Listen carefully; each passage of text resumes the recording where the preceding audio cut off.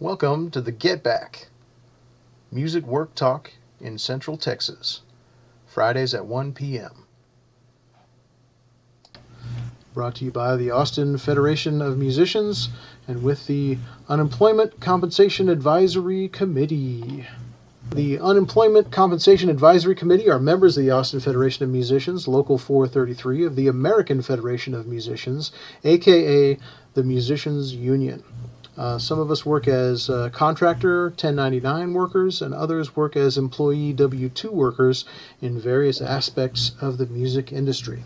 The goal of this session is to share our experiences, including trials and tribulations related to the Texas Workforce Commission, or TWC, with other musicians in the state of Texas to aid in navigating the TWC application process. We are not experts in unemployment assistance. We are musicians.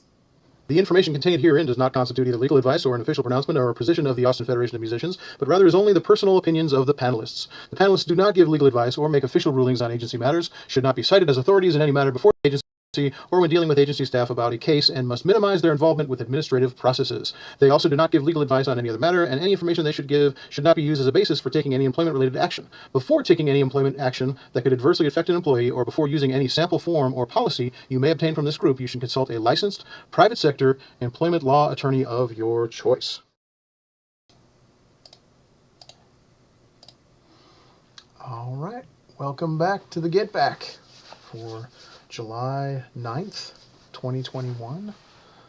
We've got a few things to discuss. We always start with the website links down at the bottom in the show description, as far as the most accurate places to get information about music recovery stuff. We've got our the links to the TWC and links to the Local 433 Musicians Unemployment Information Sharing page, and the COVID-19 resources on our union website, and of course Who Represents Me, which is a really great website where you can find out who your representatives are in the local, state, and federal legislatures, and that's becoming more and more important. So yeah, ever more. So we always start with beverages. It's just me here today, Aaron, and I'm drinking coffee like usual. We had a few jobs come up. I think Russell is out working. Mark is ill today, but we might have some more guests next time. We're going to be off next week, but we'll be back on the 23rd. So be sure to join us then as well. But here, let's dive right into it here. It was reported over last weekend, the holiday weekend, that the Austin area did reach President Biden's goal to have 70% of residents vaccinated, which is it's good for the Austin area, of course, but the surrounding areas in Texas haven't fared quite as well, haven't got their percentages up quite as much, but that does bode well at least in the Austin area for work. But of course, our union jurisdiction extends way far out, especially to the east and west of Austin, and so we're hoping that those areas will catch up as well, and be be a little freer, a little safer, and folks will be more comfortable coming out to see live music. Let's see. We reported last week on there's a couple of groups that are suing the Texas Workforce Commission for systemic issues, quote unquote, that may have denied tens of thousands of people unemployment benefits at various points during the pandemic. We haven't heard any new news on that, but it's still interesting. We'll keep the link in the show notes down there. We're hearing a little about evictions this week, particularly locally in Austin, unfortunately. There's some coverage in the paper of a South Austin apartment complex that is sort of refusing to, or not refusing, but sort of canceled their meeting with their tenants, who they're kicking out at the end of this month, about July 31st, and yeah, that's very very disturbing, of course, and that's not isolated. There's several places around the Austin area that are doing that, and they're sort of using the winter storm as the reason that there is damage, lingering damage from the winter storms. So yeah, that could be extremely problematic because, of course, the low income housing places had more damage. They're not as well built, and when you get removed from those situations, you don't have a lot of places to go because affordable housing has become a lot more scarce in our area. So, yeah. So, that what can you do about that? Well, we're starting to hear a little bit about people forming what's called a tenants union, and that's some real old school organizing stuff. That really was a popular concept, towards the beginning of the 20th century. And it's unfortunately starting to come back now because the tenants need to use their collective power to get their landlords to do the right thing in some cases, rather than the profitable thing, which sometimes is the same thing, but it's not always. So when there are people's lives involved, sometimes you need that collective action to really get justice and you know get housing security, which is becoming more difficult to come by for sure, especially if you rent. So yeah. So we'll put the link to that in the show notes as well. I'm also going to put the link to the Texas Tenants Union, which is a statewide tenants union that was kind of a merger of tenants unions in Dallas, Houston, and Austin at one point, and now it's a statewide tenants union, and you can get resources there to organize your apartment complex if you're having trouble with this. So it's worth talking about for sure. So yeah, we're also going to put the article on the Texas AFL-CIO website about the protest that we participated in about 2 weeks ago against the cutting off of unemployment benefits to most gig workers in Texas.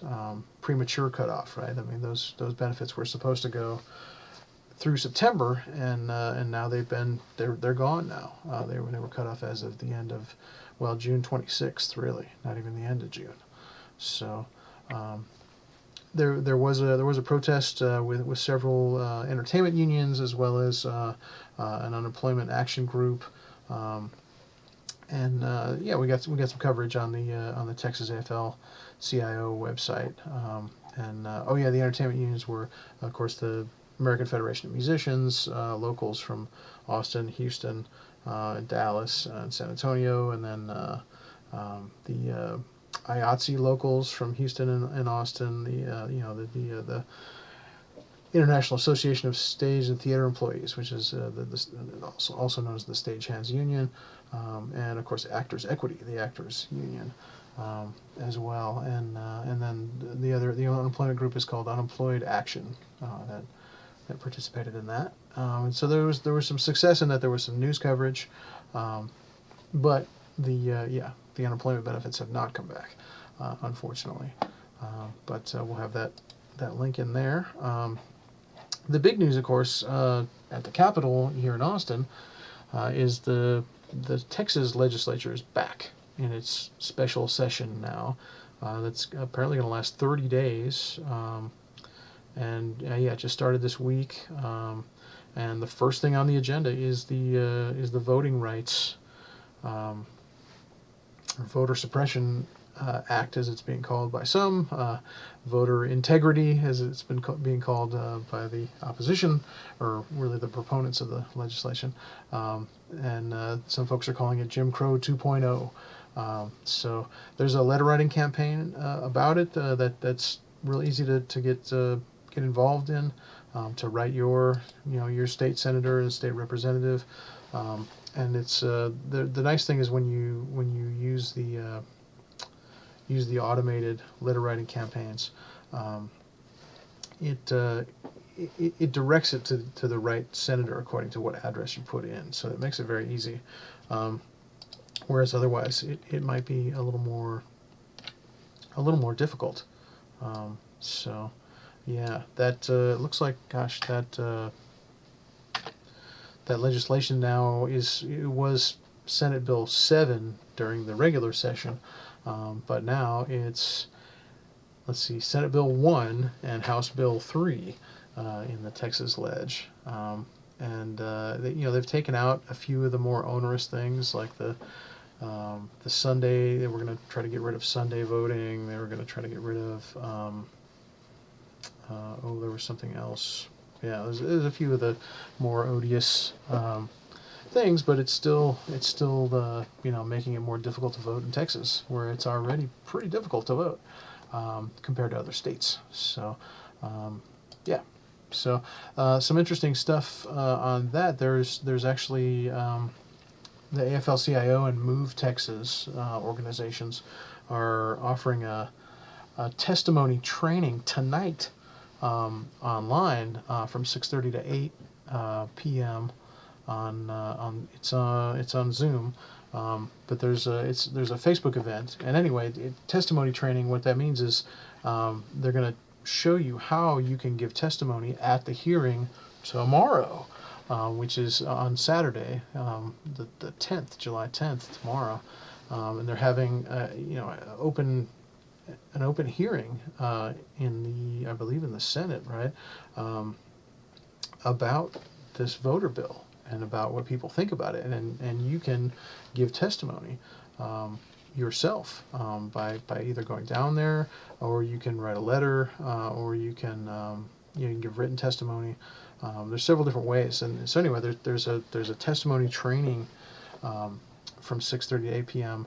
Or tonight, and I'll put the link to that also in the show notes. That's very interesting. If you'd like to know how you can directly go down there and to the Capitol and make your voice heard. Of course, if you're in the Austin area, that's pretty easy to do, pretty easy to get there. If you're outside of the Austin area, there's some travel involved, of course, but we also have the letter writing campaign there. So yeah, something to look into for sure. I'm also going to include an article from Mother Jones, the website Mother Jones, about how Texas is the hardest state to vote in already, and it could soon get much harder. So, and also a little bit of coverage from KXAN, the local television station, about the new special session and the conflicts that are already arising between the Democrats and Republicans, particularly on this bill, but on several other bills that seem to be Republican priorities, and they are in control of the Texas state legislature. The Republicans are. So, yeah. Of course, as usual, labor unions are not affiliated with either party. At all. But we support legislation that is good for working people, and yeah, we're pretty much opposed to all the legislation that we're talking about here, as far as the labor movement is concerned, because it's bad for working people, it's bad for musicians, for sure. So anyway, things to keep on top of, for sure. We're going to continue with our series on the PRO Act, which is the national legislation that is going to make it easier for workers to unionize all over the United States, and really needs to pass. We've had over 50 years of the erosion of working people's power and voice in the United States, and this corrects a lot of that. So we're going to continue with that next time when Russell's back. We're also in the works. We've got one of our union members coming on that wants to talk about the American Music Fairness Act, which is going to help get musicians paid a little bit more when their music is played on terrestrial radio in the United States, which doesn't really happen at all right now. Which is kind of a problem because a lot of our other income has been destroyed by the dissolution of physical product sales in music. Even though there's still a little bit there, especially if you're selling vinyl, but the majority of listeners have gone to streaming. So we need to get more income from streaming and also from radio, where our music is profited from. There is music, there's money being generated from our music there. So for sure. And of course, we're going to keep covering what's going on with the Texas state legislature. Of course, this is not just a political show. This is a music recovery show. So we're going to keep covering, music recovery in Central Texas, the Delta variant, is definitely among us now. I have heard from one musician this week who contracted the coronavirus. Likely the Delta variant. They were vaccinated. They have been vaccinated. So it's there, and we one of our